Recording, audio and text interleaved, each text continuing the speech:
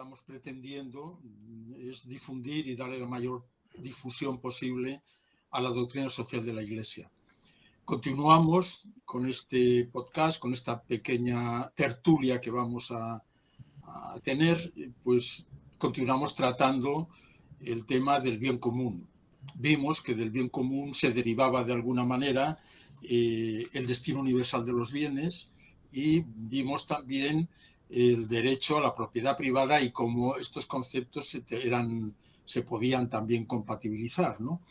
De ellos también obtuvimos enseñanzas para poder nosotros tener criterio y participar y colaborar al bien común de la sociedad.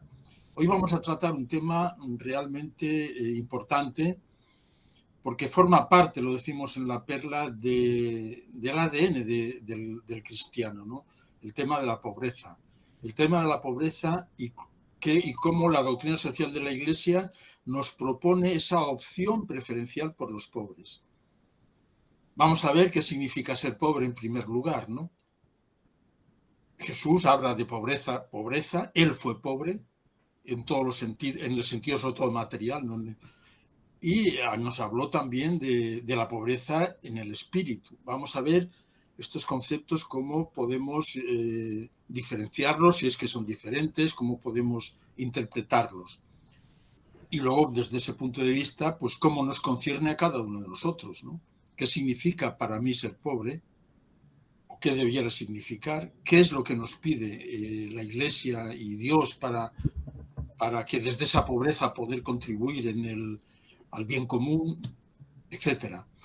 Bueno, pues para todo esto contamos hoy con José Castro Velarde, que ha sido también, digamos, como se dice actualmente, contertulio en otros podcasts, lo mismo Alfredo Vázquez, y damos también la bienvenida a Gonzalo Carrasco, que por primera vez participa con nosotros en esta pequeña tertulia. Y yo mismo, Javier Espinosa Martínez, que voy a tratar de coordinar un poquito para que, bueno, podamos abrir los temas y podamos también no prolongar demasiado esta tertulia. Sin más, pues esas preguntas que dejaba en el aire: ¿qué significa ser pobre? ¿Qué significa ser pobre de espíritu? ¿Cómo nos concierne? Etcétera. Pues dejo estas preguntas en el aire e invito a que vayáis participando y vayáis dando vuestra opinión para poder enriquecernos. Adelante, el que queráis. Alfredo. Bueno, es un tema muy complejo, muy complejo. Yo creo que más que la pobreza voy a hablar de la antipobreza, ¿no? Una persona que tenga muchos bienes materiales no está haciendo nada malo si comparte, si utiliza esos bienes para hacer el bien, para ayudar a la gente y cosas de esas, ¿no? El problema está el que colecciona Ferraris o tira la comida o cosas de esas, ¿no? Yo creo que ese sería el pobre de no, joder, es que es complicado el tema. Pobre de espíritu. Ese es el que cumple con el mandato de Jesús, ¿no? El tío que no busca la riqueza por la riqueza, sino como un medio para poder ayudar a otros. Amancio Ortega es un tío muy rico, de los más ricos del mundo, pero da gusto verle, ¿no? Dejando al margen que tenga un yate, que hace muy bien, se lo ha trabajado, se lo ha ganado, pero luego está continuamente haciendo obras de compartir esa cantidad de dinero que tiene. No sé si alguien es capaz de poner el límite. Oye, pues entregar el 10% está bien, o entregar el 20%, o qué. No, sinceramente, es un tema que a mí me parece arduo, complejo, complicado, y yo a mí mismo tengo grandísimas dudas, ¿no? ¿Hasta dónde tengo que llegar? Yo creo que tendríamos que igual diferenciar entre lo que es la virtud de la pobreza y quién es el pobre al que se refiere la opción preferencial por los pobres. Entonces, la virtud de la pobreza yo creo que lo explicó muy bien Javier en el podcast, a él me remito, pero al final es imitar a nuestro Señor Jesucristo, que nació pobre y murió pobre. Luego ya cada uno, de acuerdo a su conciencia y a la vocación que Dios le llama, pues tiene que ver en qué se traduce esa pobreza, que puede ser desde una pobreza efectiva, vivir sin nada, como pueden hacer las monjitas del Cotolengo, que esperan que cada día les llegue la comida, a otros que viven en familia y necesitan, lógicamente, procurar el bien a sus hijos, la educación, el vestido, y quizá no puedan vivir con esa radicalidad, sí con el mismo espíritu radical, pero de otra manera. Esa es la virtud de la pobreza. Y otra cosa es a quién se dirige esa opción preferencial de la doctrina social de la Iglesia. Y yo creo que se dirige a aquellas personas que, por las circunstancias en las que viven, muchas veces motivadas por causas ajenas a su voluntad y otras veces también por causas en donde su voluntad ha tenido participación, se encuentran en una situación, vamos a decir, insatisfactoria desde un punto de vista grave en cuanto a las condiciones dignas para vivir, bien sea desde un punto de vista material, es decir, no tienen lo necesario para comer, para vestir, para vivir, o no tienen un mínimo, digamos, desarrollo espiritual, no tienen acceso a la verdad de la fe, no tienen acceso al conocimiento de Jesucristo, viven, pues a lo mejor, digamos, arrinconados por el resto de la sociedad porque no tienen acceso a los recursos también, digamos, intelectuales o de otro tipo. Pero desde un punto de vista grave, ¿no? No que tengan una pequeña limitación, sino que carecen de un bien que es necesario para vivir conforme a la dignidad de la persona. Yo creo que a esto es a lo que se refiere la opción preferencial por los pobres. Gonzalo. Sí, pues bueno, estoy de acuerdo con lo que estáis diciendo, lo que decía Alfredo, de que es un tema complicado de llevar a cada uno a su vida, la distinción que hace José Castro. Me he acordado de una cosa que decía Javier Espinosa en La Perla, que creo que no lo habéis citado todavía, como la primera, en el tema de definir qué son los pobres en el espíritu, qué son los bienaventurados, pues es el sentirse necesitado de Dios, no lo decía, pero incluso de los demás, y que ese sea el punto de partida en el que uno se mueve y se desarrolla, no quererse autosuficiente en nada. Es muy difícil en la vida práctica saber dónde está uno haciendo las cosas bien o mal. La gente normal, clase media, un país como el nuestro, es fácil para el que toma el camino más radical de desprenderse de todo, y sea las monjas del Cotolengo a una misión a América Latina o África y ir sin nada, ¿no? Como eso está muy bien, pero se entiende que no es lo único que puede hacer un cristiano, pues los que nos quedamos sin hacer eso, que somos la mayoría y que somos más cómodos, pues ahí tenemos esa lucha por saber qué es lo que es, a dónde se puede llegar y si te puedes comprar un yate o no. Sí, efectivamente. Yo creo que también es complicado el tema porque, por hablar en términos más, porque nos toca el bolsillo muchas veces, ¿no? Es decir, hasta dónde somos nosotros capaces de llegar en nuestra caridad, hasta dónde nosotros somos capaces de hacer con lo nuestro. Yo creo que también hay otro aspecto interesante, vamos, desde mi punto de vista importante, de sentirse necesitado de Dios para casi todo, y luego otro, para mí también muy importante, sentir que lo que tienes, tanto material como, digamos, intelectual, pues se lo debes a Dios también. Es decir, no es tuyo. Por eso cuando hablamos de propiedad privada también hablábamos de que no se trataba solo de esa propiedad material, sino también de tus conocimientos, de tu saber hacer, de tu propio carisma, de tu estilo de vida. Todo eso Dios te lo ha dado para que lo pongas al servicio de los demás. Entonces yo creo que en ese sentido el ser pobre nos hace vivir con un cierto estilo de vida, pero siempre desde eso que tú decías, Gonzalo, de sentirte pues necesitado de Dios. Y otro, yo aportaría también la humildad, sentirse humilde, sentirse pequeño, también nos hace identificarnos con los pobres, porque realmente si nos sentimos pequeños, pues creo que es una manera también de sentirte necesitado de los demás. Por mucho que tengas, siempre necesitas de los demás. Por lo tanto, también el pobre, porque para ser pobre hay que también saber ser pobre, ¿no? Hay pobres que son pobres y se creen autosuficientes, ¿no? pobres en el sentido material. Yo creo que el pobre también es aquel que se siente necesitado, por mucho que tenga. Solos no somos nada. Dios nos creó a cada uno de nosotros, pero nos creó también para vivir en sociedad y para vivir todos y caminar todos juntos, ¿no? ¿Cómo se traduciría este ser pobre en la práctica, en nuestra vida diaria? Porque otro aspecto que yo creo que hay que destacar es que esto está tratado en el tema del bien común. Por lo tanto, nos debe de facilitar el conocimiento y estas discusiones y esta disertación que estamos haciendo para saber cómo podemos participar también en el bien común, ¿no? Entonces, desde la pobreza, ¿cómo podemos vivir y cómo podemos trabajar para el bien común? ¿Qué se os ocurre? Pues yo creo que hay una parte muy importante, porque antes tú decías la dificultad que podemos tener porque nos afecta al bolsillo, y estoy de acuerdo, pero creo que hay una parte que nos afecta todavía más, que es al tiempo.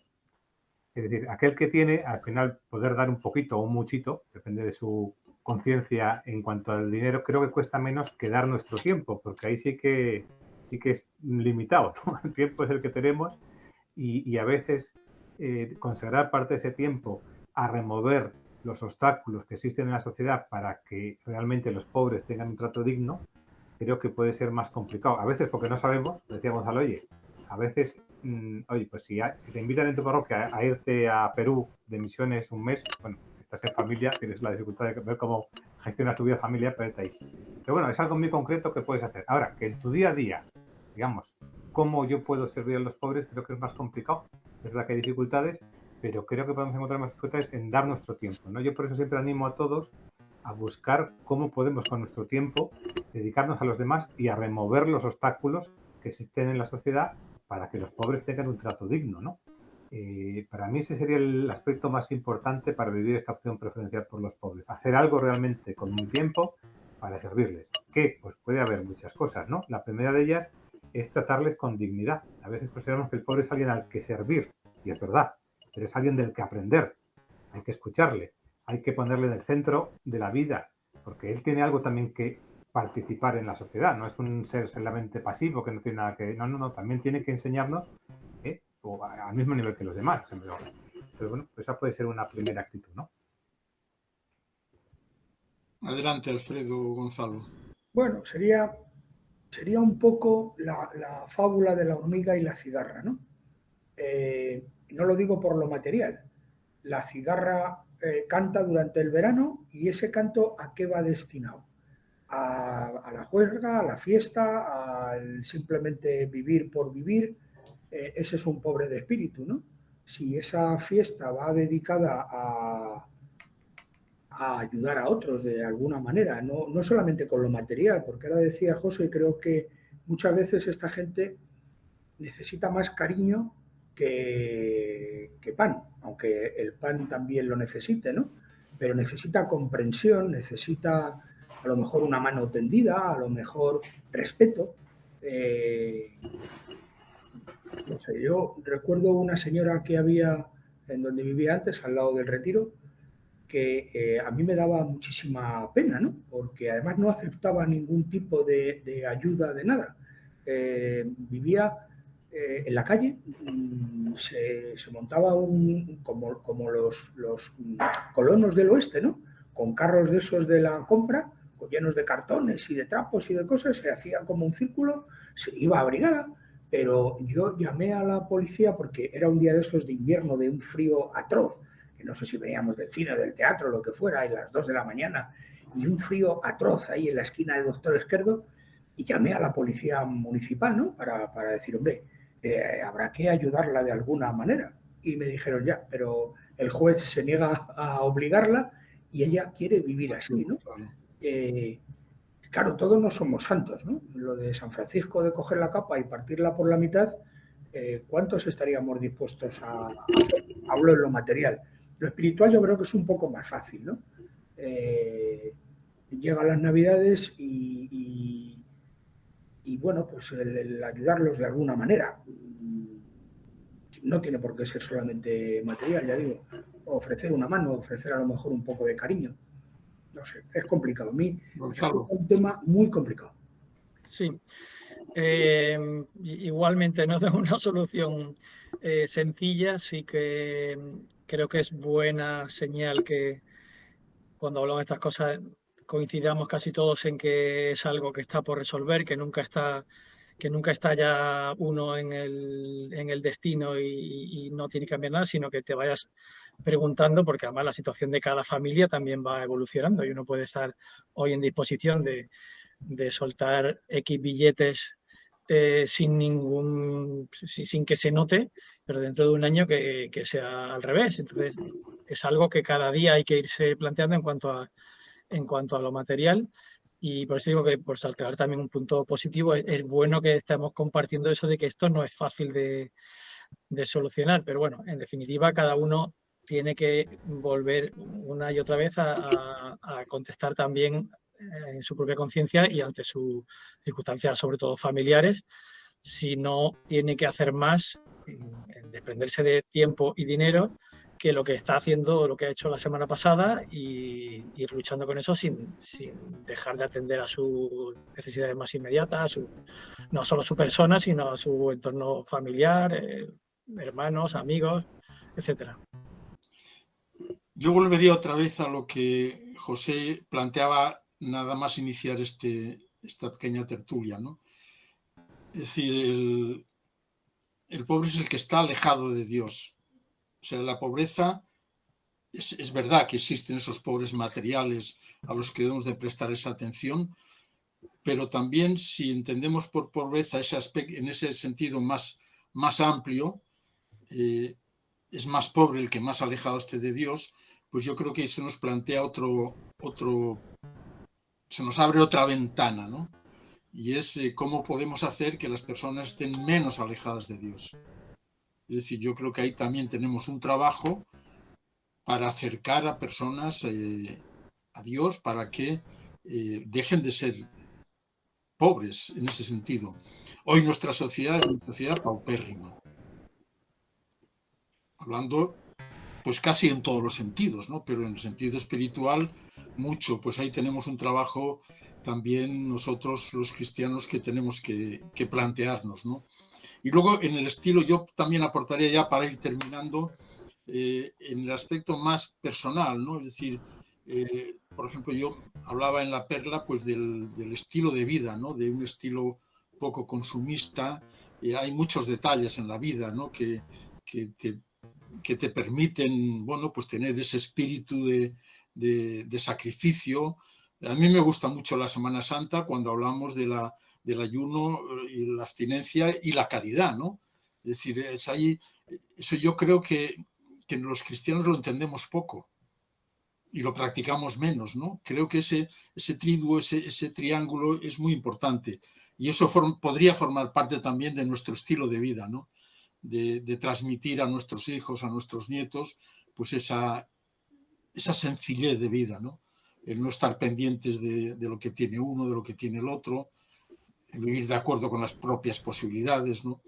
Hoy he escuchado el otro día la noticia de que la gente está pidiendo créditos para irse de veraneo, ¿no? Pues me parece, en fin, un poco en este sentido, para ir cerrando, ¿qué opináis, ¿no? De nuestro propio estilo de vida, ¿no? Aunque no participemos directamente, hombre, hoy no desayuno, yo eso se lo doy a un pobre, no. Es decir, cómo ese estilo de vida puede también influir, ¿no? Con nuestro ejemplo, con nuestro testimonio en los demás, en el trabajo, en fin. Yo creo que es importante que en la familia tratemos de vivir este espíritu, ¿no? Y cada uno tiene que verlo en la suya, ¿no? Yo sí que me encuentro algunos ejemplos, cito alguno, pero muy concreto, que es, por ejemplo, en las comuniones, ¿no? Pues a veces es un gran día y hay que celebrarlo porque, oye, es la primera vez que un hijo recibe al Señor y entonces se monta una fiesta y es bueno pues comer a lo mejor con las familias, pero al final parece que todo va, cada vez que me van a regalar, ¿no? El niño ya está más expectante de los regalos que de recibir al Señor. Pues bueno, yo he aprendido algunas familias que han decidido y han explicado al hijo y el hijo lo ha aceptado renunciar a otro tipo de regalos, ponen a lo mejor una huchita y ese dinero que se recauda en la huchita pues lo dedican a un proyecto de un pozo por allí o alguna necesidad. Es un ejemplo muy concreto, ¿no? Y yo creo que lo que es muy importante en nuestro estilo de vida es tratar a todas las personas con dignidad, ¿no? Todos los principios de doctrina social de la Iglesia están muy relacionados Y yo creo que esta opción preferencial por los pobres y el bien común exige tratar a cada persona conforme a su dignidad y saber que el pobre es tan digno como nosotros. Y lo que decía un poquito antes, insistiendo, ¿no? Que tiene no solamente derechos, sino que tenemos que aprender también de él, ¿no? Y no sé si era Luis León XIV que puso un ejemplo también, ¿no? Que ya no me acuerdo si era él o no. Decía que, por ejemplo, en algún pobre lo que echaba de menos es que la gente le dijera buenos días. No tanto que le diera una limosna, sino que le dijera buenos días, ¿qué tal está usted? Y si ya pasas por en tu parroquia siempre hay el mismo pobre, pues oye, no sé cómo se llama, igual que si estás al lado de un feligrés, también saber cómo se llama, que muchas veces ni lo sabemos. Vamos a misa siempre en la misma parroquia y no tenemos ninguna relación con los demás, ¿no? Pero ese trato con todas las personas que Dios nos pone a nuestro alrededor, quizás sí que es un campo que podemos intentar practicar. Muy bien, vamos cerrando, Alfredo y Gonzalo. Muy rápido. Yo creo que ese bien común pasa por no despilfarrar, ¿no? Hablaba José ahora de las comuniones. Hace unos pocos días, el cura que casó a Paloma, a mi hija, quedamos de vez en cuando con él para comer y charlamos, y estaba con un rebote tremendo porque el de los chavales que iban a hacer la comunión, algunos de ellos, no sé cuántos, se iban de crucero. Pero ¿a dónde hemos llegado? O sea, esta sociedad no es materialista, es hedonista, es algo demencial. El otro día con uno de mis hijos, con el mayor, el mayor de mis nietos empieza la comunión el año que viene, y me decía que se van a Euro Disney, pero que es la comunión. O sea, si me apuras, regálaselo por su cumpleaños, pero por la comunión no, que es otra cosa, ¿no? Estamos en una sociedad materialista, consumista, hedonista, nos caben todos los istas, pero vamos, que la cosa del espíritu como que está un poco alejada, ¿no? Ya está. Sí, bueno, en este tema no se me ocurre nada más que añadir. Yo creo que lo han expresado bien ellos, y que, volviendo un poco al principio de lo que decían, siempre que surgen estas preguntas, como en este caso, pues uno se queda un poco preocupado y a lo mejor no estoy haciendo lo suficiente, y bueno, hay que volver a plantearse que también en lo material, pues que uno tiene que ser más desprendido, y aparte de no malgastar o no hacer ese tipo de eventos extraños, pues de verdad de lo que tiene uno en la cuenta corriente, pues cuánto podría soltar mañana, ¿no? Eso que a veces nos cuesta mucho. Bueno, pues nada, yo creo que sin haber agotado completamente el tema, pues hemos abierto algunos interrogantes. Es un tema, podemos concluir, que complicado, delicado, que nos toca a cada uno de nosotros, pues bueno, en cosas que nos afectan mucho. Hay otros muchos interrogantes a los que habría que dar respuesta, pero bueno, esperamos que de este diálogo surjan también y puedan provocar en todos vosotros pues, los mismos interrogantes, las mismas cuestiones, y que cada uno de nosotros, desde nuestra propia conciencia, pues tratemos de profundizar y de ser cada vez los que queremos seguir a Jesús, pues ser cada vez mejores en este sentido, ¿no? Y eso es lo que pretendemos desde Enraizados, cuando tratamos de difundir al máximo, con todas nuestras fuerzas, la doctrina social de la Iglesia, para que nos sirva en nuestra vida diaria y en nuestro modo de hacer. Así que, sin nada más, nos vamos a despedir. El próximo tema ya lo vamos a anunciar. Cerramos el capítulo del bien común y abrimos el capítulo de la subsidiariedad. Otro tema muy importante, muy interesante, del que se habla muy poco y del que nosotros vamos a tratar también de profundizar. Como siempre, os pido a todos los que escucháis, todos los que habéis visto el vídeo, pues que nos ayudéis y que forméis parte también de esta cadena de difusión de la doctrina social de la Iglesia. Para ello, pues dar ese like, dar ese me gusta, no por nuestra vanidad, sino precisamente para que pueda llegar este vídeo a más personas. Y sin nada más, buenas tardes y hasta la próxima, que como digo, hablaremos de la subsidiariedad y de los aspectos que se derivan de la misma.